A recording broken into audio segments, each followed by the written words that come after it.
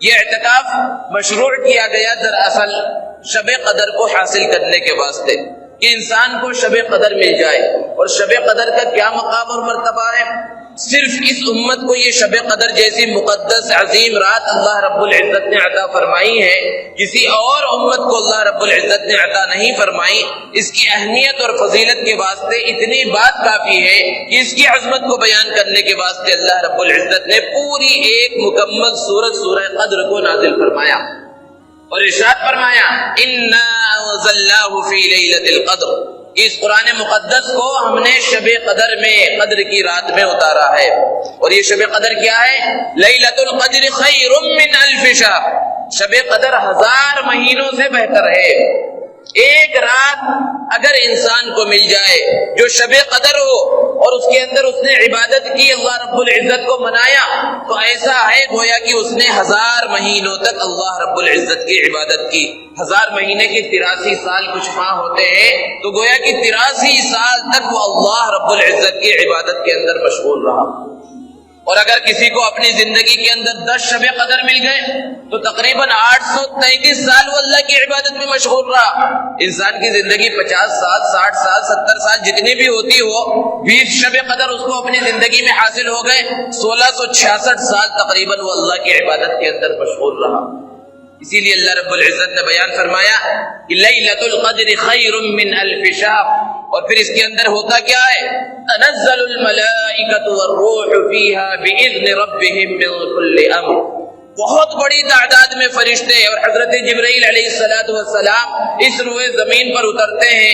مفسرین نے بیان فرمایا کہ اتنی بڑی تعداد میں فرشتے اترتے ہیں کہ یہ زمین اپنی وسعت کے باوجود تنگ محسوس ہونے لگتی ہے. اور یہ فرشتے جس بندے کو بھی کھڑے بیٹھے اللہ کی عبادت میں مشغول پاتے ہیں اس کے لیے رحمت کی دعا کرتے ہیں. وہ دعاؤں میں مشغول ہوتا ہے تو اس کی دعاؤں کے اوپر آمین کہتے ہیں، اور یہ سلسلہ صبح صادق تک چلتا ہے. اتنی عظیم رات اللہ رب العزت نے اس امت کو عطا فرمائی. اس کی وجہ کیا ہے؟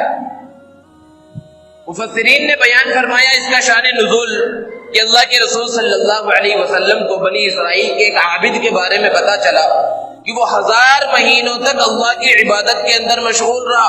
ہمیشہ عبادت کیا کرتا تھا. دن کا وقت ہوتا تو ہتھیار لے کر جہاد کے واسطے نکل جاتا اور رات میں عبادت میں مشغول رہتا.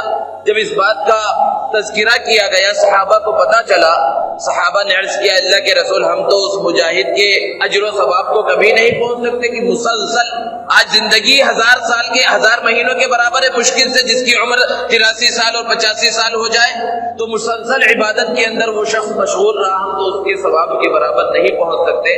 تو یہ امت جو کہ خیر امت ہے، سب سے بہترین امت ہے، اللہ کے رسول صلی اللہ علیہ وسلم کی برکت اس امت کو حاصل ہے. اللہ رب العزت نے شب قدر عطا فرما دی کہ تم ایک رات اگر صرف پالو تو اس عابد سے زیادہ بہتر ہوگا. اسی طرح دوسرا شان نزول بیان کیا گیا کہ اللہ کے رسول صلی اللہ علیہ وسلم کو پہلی امت کی عمروں کے بارے میں پتا چلا کہ ان کی عمریں تو بہت زیادہ تھی، 400 سال 500 سال 1000 سال، اور پھر وہ اس کے اندر بہت زیادہ عبادتوں میں مشغول رہتے. دیگر انبیاء کرام کا اللہ کے رسول صلی اللہ علیہ وسلم نے تذکرہ فرمایا کہ وہ 80 سال تک مسلسل اللہ کی عبادت کے اندر مشغول رہے. تو پھر صحابہ کرام کے دلوں کے اندر یہ خیال آیا کہ ہم تو ان کے اجر و ثواب کو اور ان کے مقام اور مرتبے کو نہیں پہنچ سکتے. تو اللہ رب العزت نے یہ لیلۃ القدر اور شب قدر عطا فرمائی. یہ اتنی عظیم رات ہے، اتنی مقدس رات ہے جو اللہ رب العزت نے عطا فرمائی.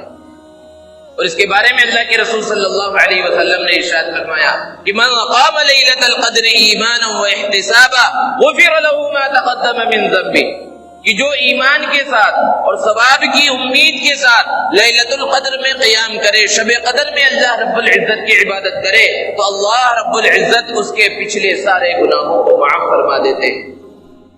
تو شب قدر کا یہ مقام اور مرتبہ ہے، لیکن یہ شب قدر ہے کب؟ اس کو اللہ رب العزت نے متعین نہیں فرمایا. اللہ کے رسول صلی اللہ علیہ وسلم کو اس کا وقت بتلایا گیا تھا، لیکن کچھ لوگوں کے جھگڑنے کی وجہ سے اس کی تعیین کو اللہ رب العزت نے اٹھا لیا۔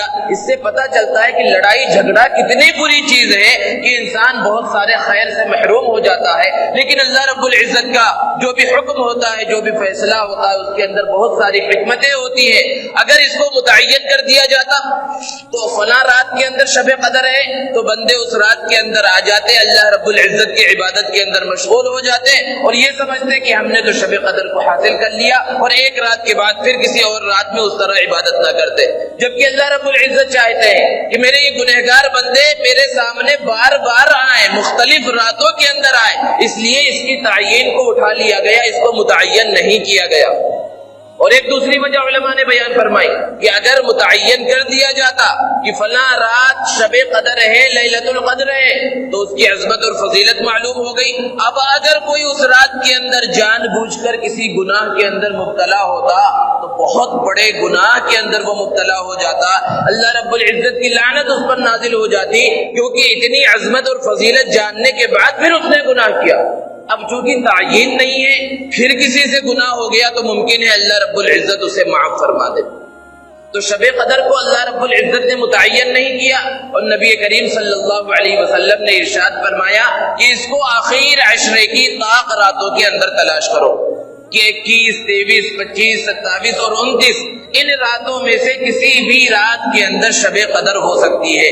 اب شب قدر کو حاصل کرنے کا ایک طریقہ تو یہ ہے کہ انسان ان راتوں کے اندر آئے، عبادت کرے، گھر کے اندر عبادت کرے یا مسجد کے اندر عبادت کرے، لیکن کتنا بھی عبادت کرے، ایک عام آدمی ضروری نہیں ہے کہ وہ پوری رات عبادت کے اندر مشغول رہے، اور جس وقت وہ سونے کے واسطے لیٹا ہو سکتا ہے وہی وقت وہ جو ہے شب قدر ہو، اور جس رات اس نے عبادت نہیں کی ہو سکتا ہے وہی شب قدر رہی ہو، وہی لیلۃ القدر رہی ہو۔ تو سب سے آسان ذریعہ، سب سے بہتر ذریعہ اس شب قدر کو حاصل کرنے کا یہ اعتکاف ہے۔